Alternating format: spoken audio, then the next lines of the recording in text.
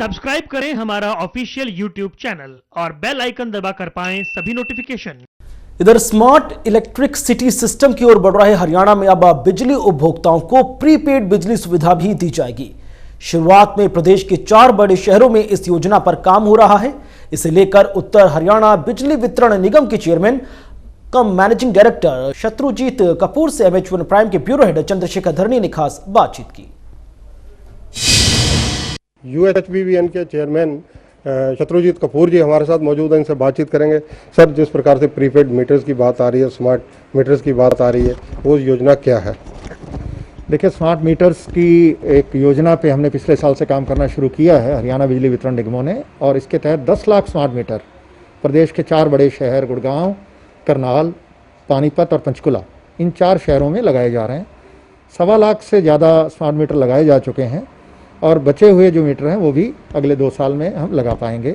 इन 4 शहरों के बाद हम फरीदाबाद और हिसार को चुनेंगे और उसके बाद फेज़ 2 में जब बाकी जो बचे हुए शहर हैं उनमें भी हम स्मार्ट मीटर लगाने की व्यवस्था करेंगे। सर, गर्मी का सीज़न है और गर्मी के सीज़न में निसंदेह वर्कलोड भी बढ़ेगा। ऐसी स्थिति में क्योंकि आजकल ऑनलाइन एजुकेशन ज़्यादा है, तो बिजली की खपत पूरी करने के लिए क्या योजना है, कैसे पूरी की जाएगी?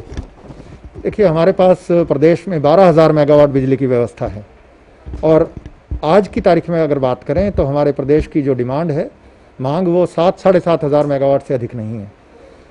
अगले महीने से धान का सीज़न आरंभ होगा तो कृषि क्षेत्र में एकदम मांग बढ़ेगी, लेकिन उसके बावजूद मांग की जो हमारी संभावना है वो 10-11 हज़ार मेगावाट से अधिक नहीं होगी। ट्रस्ट रीडिंग स्कीम क्या है और उसका लाभ कैसे जनता को मिलेगा? बहुत सारे ऐसे उपभोक्ता हैं जिनको बिल से जुड़ी हुई शिकायतें रहती थी। इन शिकायतों को दूर करने के लिए निगमों ने ट्रस्ट रीडिंग की व्यवस्था शुरू की है। ये व्यवस्था 42 शहरों में शुरू की गई है और इस व्यवस्था के तहत यदि किसी व्यक्ति को बिल से जुड़ी हुई कोई शिकायत है तो अपने मीटर की फ़ोटो खींच करके और स्वयं हमारी वेबसाइट पर जाके अपनी रीडिंग वो खुद भर सकते हैं और फ़ोटो अपलोड कर सकते हैं।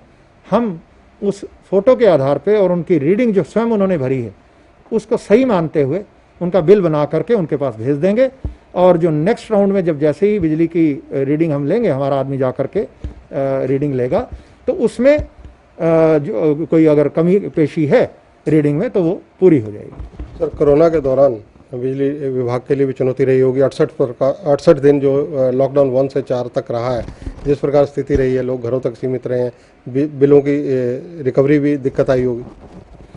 देखिए, इस दौरान हमने रिकवरी पे जोर नहीं दिया। हमने शुरू में ये खतरा था कि कैश में अगर पेमेंट ले गए तो इन्फेक्शन बढ़ सकती है, तो हमने कैश काउंटर बंद कर दिए थे और लोगों को भी हमने पेनल्टी माफ़ कर दी और बिल की डेट बढ़ा दी आगे।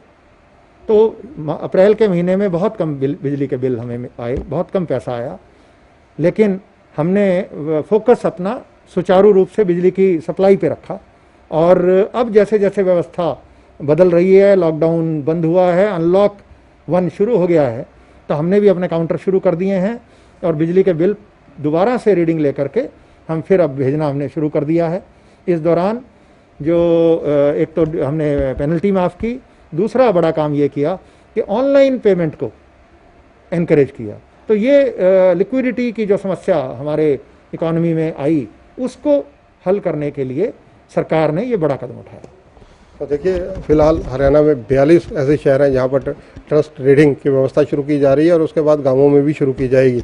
बिजली का किसी प्रकार का कोई संकट हरियाणा में नहीं है, बिजली पर्याप्त मात्रा में हरियाणा के पास है और लोग ऑनलाइन जो है अपने बिलों का भुगतान भी कर रहे हैं और इसके अलावा जो है अब कैश काउंटर भी शुरू कर दिए गए हैं।